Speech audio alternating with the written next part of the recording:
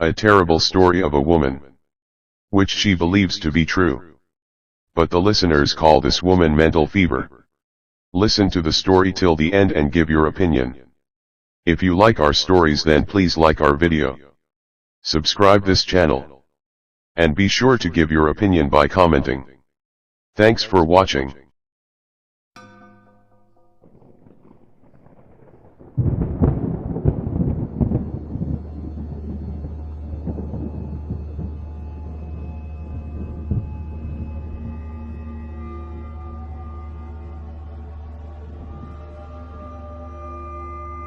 I'm an older woman now and I haven't lost my penchant for true ghost stories.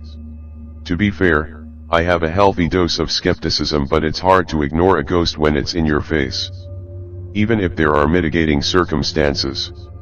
When I was a mere slip of a girl, I had a dreadful bout of the flu which left me feeling like I'd been hit by a train. My mother put me to bed and tended to me with bowls of chicken soup and iced tea. I slept a lot, and when I was awake, I read my books and cuddled my teddy bear for comfort. For the most part, I was miserable. After a few days, my mother called the doctor and he turned up with his bag of tricks. Having to swallow disgusting medicine seemed like hell. But that was nothing when something frightening happened to me. I've told a lot of people this story and they always put it down to the fever. But somehow it seemed more real than that. I'm usually not a flibbertigibbet and prefer not to have people fuss over me. So when I slipped into a heavy fever, I tried to keep it to myself.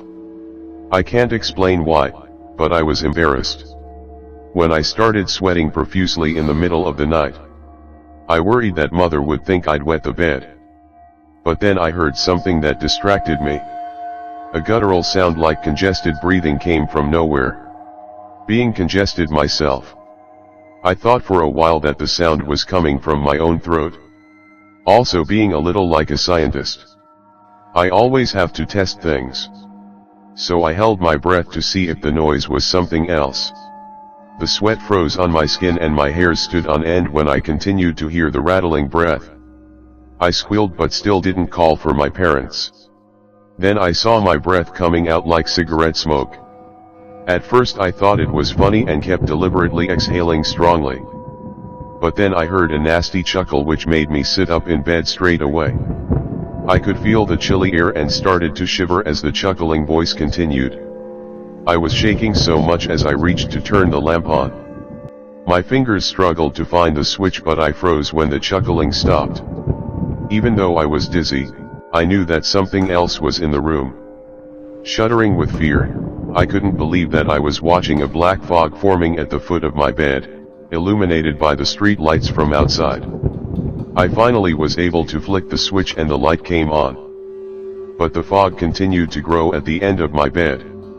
I quickly drew the covers up and over my head, but I was still able to see, and boy did I wish I couldn't see. I was petrified when I saw the black fog spreading like storm clouds under the sheets and heading towards me. Being a bit of a chicken, I quickly jumped out of bed and ran over to the wall thinking that I was at the door.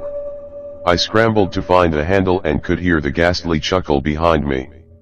When I looked over my shoulder, I saw a terrifying spirit in the fog closing in. When I think of it now, it reminded me of a bully I'd often fought with at school. But at the time all I knew was that I was being terrorized by the devil. When it got to me, I screamed and began clawing the walls, until my parents rushed in. They grabbed me and pulled me away from the wall. I was delirious, so they took me straight to hospital. My fever soon broke and they settled me down enough to come back home. I never saw anything like that ever again.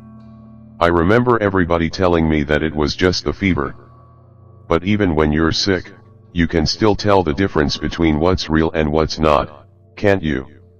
Over the years, I've gradually convinced myself that what happened on that day was nothing. But deep down inside I know that if I'm ever deathly sick again, I'll probably see a familiar face in my final moments.